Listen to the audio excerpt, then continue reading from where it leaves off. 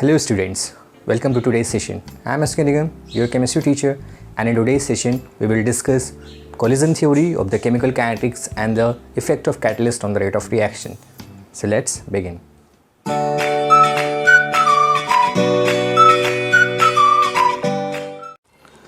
So effect of catalyst क्या है? Catalyst actually है क्या, ये आपने पहले से पढ़ा हुआ है कैटलिस्ट के बारे में. Catalyst actually they are the substances which it is written here, the catalyst is a substance which increase the rate of reaction without itself undergoing any permanent chemical change. It means कि कोई catalyst एक ऐसे substances होते हैं जो rate of reaction को increase करते हैं पर वो खुद उनके अंदर कोई भी किसी भी तरह का change नहीं आता है. They can involve during the reaction, वो reaction में involve हो सकते हैं पर अपने आप में वो कोई change लेके नहीं आते हैं. It means कि जब reaction पूरी हो जाती है तो reaction पूरी होने के बाद वो आपको as such मिल जाते हैं. जिसके लिए एक बहुत कॉमन सा बुक में एग्जाम्पल है पोटेशियम क्लोरेट का. Okay, 2KClO3. 2KClO3 को आप जब डिकम्पोज करते हो इन प्रेजेंस ऑफ MnO2 तो ये 2KCl + 3O2 की रिएक्शन करता है. तो इस रिएक्शन में आप देखो MnO2 जो लिखा हुआ है ये कैटलिस्ट है. इस कैटलिस्ट की प्रेजेंस में ये रिएक्शन बहुत स्पीड से परफॉर्म करती है. तो कैटलिस्ट का बेसिक पर्पस क्या होता है? रिएक्शन को स्पीड अप करना, रेट ऑफ रिएक्शन को बढ़ाना. तो catalyst is also a kind of factor which is affecting the rate of reaction. तो क्लियर हो गया कैटलिस्ट क्या है? They are the substances which increase the rate of reaction without itself undergoing any permanent chemical changes. Okay, now there are certain substances which decreases the rate of reaction. तो जो rate of reaction को decrease करते हैं उनको हम inhibitor का नाम देते हैं. they are inhibitor, वो reaction को inhibit कर रहे हैं. ओके, now अब हमें समझना है कि ऐसा catalyst क्या करता है जिसकी वजह से rate of reaction increase कर जाती है. तो इसके पीछे हम फिर से activated complex theory या transition state theory पे जाते हैं जहाँ हमने ये पढ़ा था इसके पहले वाले लेक्चर में कि एक्टिवेशन एनर्जी वो एनर्जी होती है जिस एनर्जी जो मिनिमम एनर्जी होती है जिसको गेन करने के बाद कोई रिएक्टेंट एक्टिवेटेड कॉम्प्लेक्स बनाता है और एक्टिवेटेड कॉम्प्लेक्स बनने के बाद ही वो प्रोडक्ट में कन्वर्ट होता है. जिसके लिए आपको एक ग्राफ भी बताया गया था. ये रिएक्टेंट था, ये ऐसे कॉम्प्लेक्स बनाता था और ये प्रोडक्ट में कन्वर्ट होता था. यहाँ पर रिएक्टेंट और यहाँ पर प्रोडक्ट. ओके, यहाँ पर पोटेंशियल एनर्जी है ऐसे और यहाँ पर रिएक्शन के कोऑर्डिनेट्स हैं. ये सब हमने इससे पहले वाले लेक्चर में पढ़ा हुआ है. तो ये एक डायग्राम है. ये जो एनर्जी है ये किसकी है? एक्टिवेटेड कॉम्प्लेक्स की एनर्जी है. ओके, तो हर एक रिएक्टेंट को इस एनर्जी को गेन करना है. जब तक ये एनर्जी गेन नहीं कर पाएगा तब तक वो प्रोडक्ट का फॉर्मेशन नहीं करेगा. ओके, तो ये समझ में आ गया होगा आपको. इतनी पूरी एनर्जी यहाँ से लेके यहाँ तक ये कौन सी एनर्जी है? Activation energy. This is the barrier. इस बैरियर को क्रॉस करना ज़रूरी है. तो कैटलिस्ट क्या करता है? एक दूसरा पाथ प्रोवाइड करता है जिसमें एक्टिवेशन एनर्जी कम हो जाती है. मीन्स जो ये जो रिएक्टेंट हैं ये एक दूसरा पाथ फॉलो करेंगे जिसमें एक्टिवेशन एनर्जी घट जाएगी. और एक्टिवेशन एनर्जी घटने का मतलब है कि अब बहुत से मॉलिक्यूल्स, जैसे बहुत से मॉलिक्यूल्स होंगे वो इतनी एनर्जी गेन करके वापस चले जाते हैं क्योंकि वो एक्टिवेटेड कॉम्प्लेक्स नहीं बना पा रहे हैं. लेकिन जैसे ही कैटलिस्ट आता है तो वो एक दूसरा पाथ प्रोवाइड करता है इसमें एक्टिवेशन एनर्जी घट जाती है और एक्टिवेशन एनर्जी के कम होने की वजह से ये रेट ऑफ रिएक्शन को इंक्रीज़ कर देता है क्योंकि एक दूसरा पाथ मिल जाता है, एक अल्टरनेट पाथ मिलता है जिसकी एक्टिवेशन एनर्जी कम होती है. तो कैटलिस्ट ने क्या किया? इट प्रोवाइड्स अनदर पाथ जिसकी एक्टिवेशन एनर्जी कम हो जाती है जिसकी वजह से रिएक्शन बहुत आसानी से प्रोसीड कर जाती है. एक छोटा सा एग्जांपल है. फॉर एग्जांपल आपको 2 किलोमीटर की डिस्टेंस ट्रैवल करनी है. अगर आपसे कोई कहे कि आपको पैदल जाना है तो you have to spend a lot of energy to travel that distance, जो आपको बहुत समय लगाएगी आपको वहाँ तक पहुँचाने में. ओके, और लेकिन अभी आपको मैं अगर एक बाइसिकल दे दूँ तो आप फटाफट बाइसिकल पे बैठोगे और उसको उस डिस्टेंस को कवर कर लोगे. ठीक है, एक पर पैदल चल जितना टाइम आपको पैदल चलने में लग रहा था उससे कहीं कम टाइम लगेगा आपको बाइसिकल से जाने में और उससे कहीं कम एनर्जी लगेगी. जैसे ही आपको मैंने मोटरसाइकिल प्रोवाइड की या बाइक प्रोवाइड की, जैसे ही मोटरसाइकिल प्रोवाइड करूँगा तो बाइसिकल से भी कम टाइम लगेगा और बाइसिकल से भी कम एनर्जी आपको वेस्ट करनी पड़ेगी. ओके, उसी तरह से अगर आपको मैं कार दे देता हूँ तो और जल्दी जाओगे. तो इस तरीके से दिया डिफरेंट मीन्स. तो ये जो हैं bicycle, motorcycle, car, they are the catalyst. They are decreasing the activation energy. Similarly if you are for example you are studying in a class, तो क्लास भी एक तरीके की कैटलिस्ट का काम करती है. वो हर साल 40 से 50 बच्चों को एक क्लास में पास आउट करा देती है पर उसके अंदर कोई चेंजेस नहीं आता. जैसे कोई रेस्टोरेंट है, रेस्टोरेंट की एक सीट है जहाँ हम बैठ के लंच करते हैं, डिनर करते हैं, या हम किसी तरह की मीटिंग करते हैं, तो वो भी उसी तरह से कैटलिस्ट का काम करती है, क्योंकि उसके बेंचेस पे, उसके सीट्स पे कोई चेंजेस नहीं आते हैं। पर्सन आते हैं वहाँ पे, अपना डीलिंग करते हैं, जो भी, जैसे किसी को लंच करना है, किसी को डिनर करना है, किसी को अगर किसी तरह से बिजनेस डील करनी है, तो वो एक दूसरे से कांटेक्ट करते हैं, बात करते हैं और अपनी बिज़नेस डील करके वहाँ से चले जाते हैं। जब वो वहाँ से उठ के जाते हैं तो क्या किसी टेबल, किसी चेयर में कोई चेंजेस आते हैं? नहीं, क्योंकि वो एक कैटलिस्ट का काम कर रही है। जब तक वो मीटिंग नहीं हो रही थी तब तक उनकी कोई डील नहीं हो रही थी, जैसे मीटिंग हो गई उनकी डील हो गई। उसी तरीके से कैटलिस्ट क्या करता है, they provide the active sites, वो एक्टिव साइट्स प्रोवाइड करते हैं, जिन एक्टिव साइट्स की वजह से ही रिएक्शंस फटाफट कंप्लीट हो जाती है। तो बेसिकली कैटलिस्ट का पर्पस क्या है? Catalyst provide the active sites. Active sites क्या होती हैं? एक्टिव साइट्स वो लोकेशंस होती हैं जिन लोकेशंस पे कोई भी रिएक्टेंट रिसाइड करेगा और अपनी रिएक्शन को परफॉर्म करके प्रोडक्ट में कन्वर्ट होगा। ओके, तो इस पूरी प्रोसेस में हमने क्या जाना कि जो ये कैटलिस्ट हैं वो रिएक्शन में इन्वॉल्व तो हो गए, पर उसने अपने आप में कोई चेंजेस नहीं लेके आए। फॉर एग्जांपल अगर कोई एक रिएक्शन है, मान लेते हैं कि A+B है, जिसको आपने कैटलिस्ट लगाया, उसमें C कैटलिस्ट है, तो ये क्या करता है, A और B में वैसे कोई कांटेक्ट ढंग का नहीं हो पा रहा था, तो ये इन दोनों के बीच में एक कांटेक्ट डेवलप करता है, और कांटेक्ट डेवलप होने के बाद जैसे इनके बीच में बॉन्डिंग हो जाती है, डॉट डॉट डॉट से है, जैसे ही बॉन्डिंग हो जाती है तो AB प्रोडक्ट बनेगा और C यहाँ से बाहर आ जाएगा। ओके, इस तरीके से एक छोटा सा कॉन्सेप्ट है कि catalyst is providing only the surface, active sites रखते हैं ये, और एक्टिव साइट्स प्रोवाइड करते हैं जिन एक्टिव साइट्स पे रिएक्टेंट सेटल होते हैं और रिएक्शन को परफॉर्म करते हैं। इसका एक और छोटा सा एग्जांपल बताता हूँ, जैसे कि प्लैटिनम है हमारा, बहुत अच्छा हाइड्रोजनेशन का एक कैटलिस्ट है, तो इनके पास बहुत सारे वैकेंट ऑर्बिटल्स होते हैं प्लैटिनम की सरफेस पे, तो यहाँ पे मॉलिक्यूल्स आके रिसाइड करेंगे, चाहे वो H2 का मॉलिक्यूल हो, चाहे वो जिस भी आपको मॉलिक्यूल को रिड्यूस करना हो वो मॉलिक्यूल हो, तो वो यहाँ पे रिसाइड करते हैं, रिएक्शंस करते हैं, रिएक्शन करने के बाद हाइड्रोजनेट हो जाते हैं और प्रोडक्ट बना लेते हैं। और जैसे प्रोडक्ट बनाएंगे वो इस सरफेस को छोड़ के निकल जाएंगे, इसका मतलब है कि ये सरफेस फिर से फ्री हो जाएगी। तो इस तरीके से कैटलिस्ट बिना इन्वॉल्व हुए रेट ऑफ रिएक्शन को बढ़ाते हैं। तो क्या किया इन्होंने, एक्टिवेशन, एक ऐसा पाथ प्रोवाइड किया जिसमें एक्टिवेशन एनर्जी कम थी। ठीक है, तो ये तो हो गया इफेक्ट ऑफ कैटलिस्ट। अब हमारे चैप्टर का लास्ट टॉपिक, जिसको हम कहते हैं collision theory of a chemical reaction. Collision theory, collision theory is the most important theory of this chapter. Collision theory, जैसा कि नाम आपको समझ में आ रहा होगा, collision is must. According to the collision theory आपको सबसे इम्पॉर्टेंट बात क्या ध्यान रखनी है कि किसी भी केमिकल रिएक्शन को परफॉर्म करने के लिए एक सबसे इम्पॉर्टेंट प्रोसेस है जिसको हम बोलते हैं collision. Collision is the must. According to collision theory, two molecules must be collide with each other to form the product. Clear?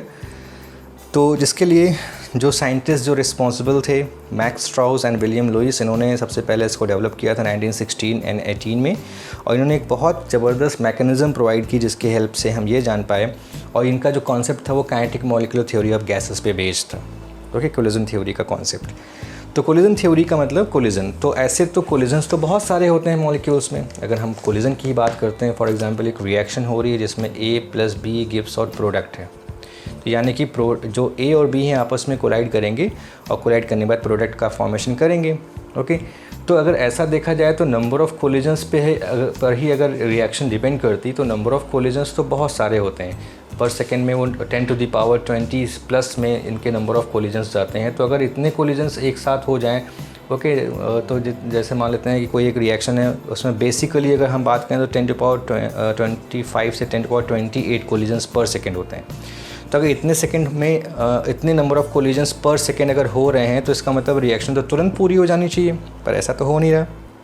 Okay, तो एक टर्म यहाँ पे आता है कोलिजन फ्रीक्वेंसी। कोलिजन फ्रीक्वेंसी क्या होती है? It is the total number of collisions in 1 second. Collisions in 1 second को हम बोलते हैं कोलिजन फ्रीक्वेंसी। ओके, अब इसके हिसाब से जो रेट हमारा रेट इक्वेशन बनेगा, it is just similar to the Arrhenius equation. क्या थी आर्डिनस इक्वेशन? K = A e⁻−EA/RT। बिल्कुल उसी से सिमिलर इन्होंने इक्वेशन बनाई कि जो रेट होगा, rate is equal to ZAB e⁻−EA/RT। Rate is equal to means K is equal to ZAB e⁻−EA/RT। तो बिल्कुल सिमिलर है। क्या डिफरेंस है? सिर्फ ZAB और A। तो तो यहाँ पर प्री एक्सपोनेंशियल फैक्टर बताया था जो उन्होंने कहा था हर एक रिएक्शन के लिए स्पेसिफिक होता है, ये कांस्टेंट वैल्यू है जिसके लिए आपको परेशान नहीं होना होता, वो आपको बुक में दी जाती है। यहाँ पर इन्होंने ZAB बताया, ZAB क्या है, ये कोलिजन फ्रीक्वेंसी है, दिस इज़ कोलिजन फ्रीक्वेंसी। और कोलिजन फ्रीक्वेंसी मैंने आपको समझाया, collision frequency is the number of collisions in 1 second. तो ये तो बहुत सारे होते हैं, इसका मतलब है कि फटाफट रिएक्शन को पूरा हो जाना चाहिए, पर ऐसा नहीं होता है। इसलिए यहाँ पे एक नया टर्म आया, इसको हम बोलते हैं इफ़ेक्टिव कोलिजन। एक नया टर्म आ रहा है, इसको हम बोल रहे हैं effective collision. Now what is effective collision? Effective collisions are those collisions which are responsible for the production of the product, means for the conversion of the reactant into the product. तो ऐसे collisions जो effective होंगे वही reactant को product में convert करेंगे। क्यों हम ये टर्म बोल रहे हैं? क्योंकि कोलिजन्स तो बहुत सारे हो रहे हैं, because molecules are highly energized and they are colliding with each other. तो क्या सारे के सारे कोलिजन्स इफ़ेक्टिव होंगे? क्या सारे के सारे कोलिजन से रिएक्टेंट प्रोडक्ट में कन्वर्ट होगा? ऐसा तो है नहीं।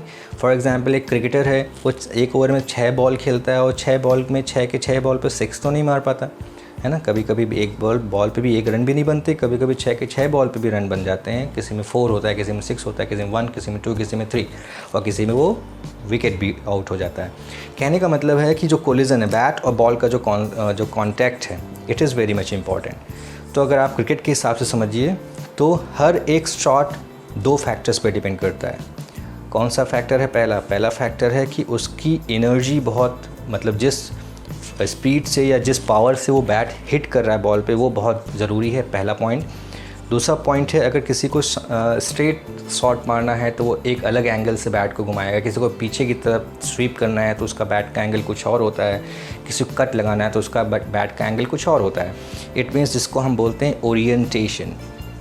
ओरिएंटेशन का मतलब एंगल कह सकते हो, किस एंगल से उसने बैट को चलाया बॉल के ऊपर, तो वो ओरिएंटेशन होगा। इसीलिए किसी का स्ट्रेट सिक्स जाता है, किसी का पीछे की तरफ सिक्स जाता है, किसी का लॉग ऑन में जाता है, किसी का मतलब डिपेंड करता है, कोई स्वीप कर लेता है आसानी से। तो it is because of orientation. तो they are 2 terms. Energy means आपको मारना 6 है, लेकिन आपने बस बैट हल्के से घुमा के छुआ दिया बॉल पे, तो क्या वो 6 तक जाएगी? नहीं जा पाएगी। ओके, समझ में आ गया? या आपको 1 रन बनाना है, आपने बहुत तेज़ बैट घुमा दिया तो एनर्जी बहुत लगा दी, पर रन आपको कम बनाना है।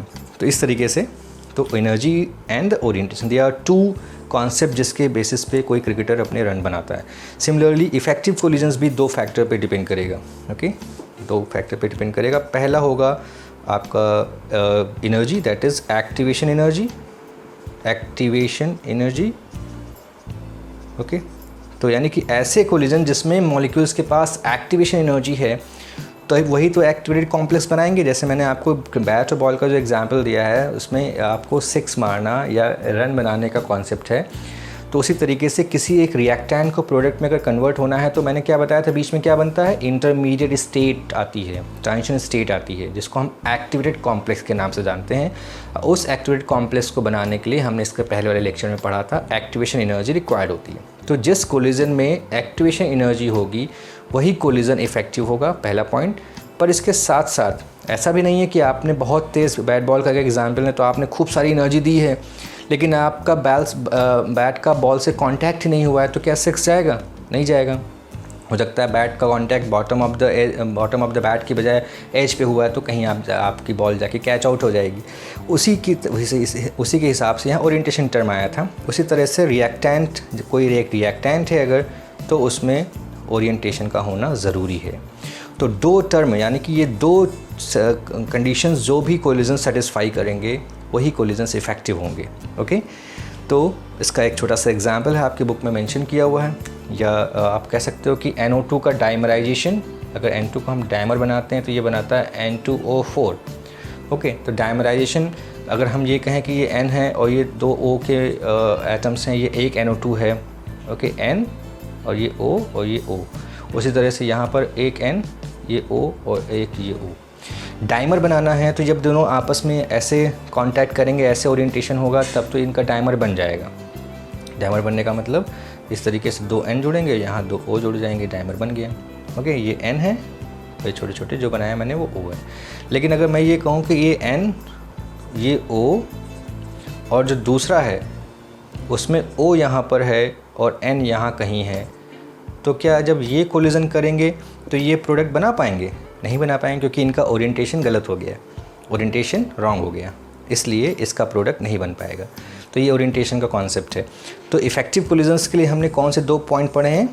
Those collisions which have the activation energy and proper orientation they are effective, and effective collisions जो रखेंगे वही प्रोडक्ट का फॉर्मेशन करेंगे। इसीलिए जो हमारी कोलिजन थ्योरी की जो हमारी इक्वेशन बन के तैयार होती है, उस इक्वेशन में हम एक टर्म इंट्रोड्यूस करते हैं, इसको हम प्रोबेबिलिटी टर्म बोलते हैं, जो हमारी एनसीईआरटी में भी मेंशन किया हुआ है। अगर आप इस बुक को देखिए तो rate is equal to P Z A B E to the power minus E A by R T, जहाँ पे पी क्या है? एक प्रोबेबिलिटी टर्म है जिसकी वैल्यू 0 से 1 के बीच में हो सकती है।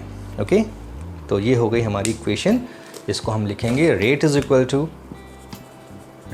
To P Z A B E to the power minus E A by R T. ये हमारी ओवरऑल इक्वेशन होगी। वही इक्वेशन है, बस एक प्रोबेबिलिटी टर्म आ गया। प्रोबेबिलिटी टर्म क्यों आया है? क्योंकि हर एक कोलिजन इफेक्टिव नहीं होगा। ठीक है, इफेक्टिव कोलिजन्स कौन से होते हैं? वो कोलिजन्स जिनके पास 2 फैक्टर्स होने ज़रूरी हैं। ऐसे कोलिजन्स जिनके पास प्रॉपर एक्टिवेशन एनर्जी हो और प्रॉपर ओरिएंटेशन हो, वही इफेक्टिव कोलिजन्स होते हैं। और यही इफेक्टिव कोलिजन्स रिएक्शंस को परफॉर्म करने के लिए रिस्पॉन्सिबल होते हैं। मैं क्विकली फटाफट रिवाइज करता हूँ। कोलिजन थ्योरी ये कहती है कि collision is must for performance of any chemical reaction, and collision ही अगर ज़रूरी था तो number of collision in 1 second को हम कोलिजन फ्रीक्वेंसी का नाम देते हैं। उसके हिसाब से रेट इक्वेशन जो बनेगी आरएनएस की बिल्कुल सिमिलर है। आरएनएस ने बताया था A e to the power minus A by R T, वैसे रेट का है कोलिजन थ्योरी में Z A B E to the power minus A by R T की इक्वेशन आई। पर इस इक्वेशन में एक प्रॉब्लम थी कि अगर कोलिजन ही रिस्पॉन्सिबल है किसी रिएक्शन को परफॉर्म करने के लिए, तो 1 सेकेंड में 10 टू द पावर 25 से 10 टू द पावर 28 कोलिजन्स हो सकते हैं। तो अगर इतने कोलिजन 1 सेकेंड में हो रहे हैं तो रिएक्शन तो इमीडिएटली फिनिश हो जानी चाहिए, पर ऐसा क्यों नहीं होता है? तो यहाँ पर इसका करेक्शन किया गया कि इसका मतलब है कि हर एक कोलिजन इफेक्टिव नहीं है। इफेक्टिव टर्म यहाँ पे इंट्रोड्यूस किया गया। इफेक्टिव टर्म इंट्रोड्यूस क्यों किया गया? क्योंकि every collisions are not responsible for the performance of reaction. तो कौन से कोलिजन रिस्पॉन्सिबल होंगे, उनको हमने इफेक्टिव कोलिजन का नाम दिया, और इसके लिए 2 फैक्टर्स बताए जिनके पास या तो एक्टिवेशन एनर्जी के साथ साथ ओरिएंटेशन होना ज़रूरी है। तो those collisions which are having proper activation energy and proper orientation, they are the effective collisions, they are responsible for the production of the conversion of reactant into the product. तो ये तो हो गया हमारा आज का टॉपिक, ये chapter भी हमारा पूरा हो गया। तो this is all about the chemical kinetics chapter. अगर आपको लेक्चर्स समझ में आए हों तो लाइक करके शेयर करिए, कमेंट करिए, नोटिफिकेशन बेल को ऑन करिए सब्सक्राइब करने के बाद, और कोई दिक्कत हो ज़रूर पूछिएगा। Okay, thank you, bye bye.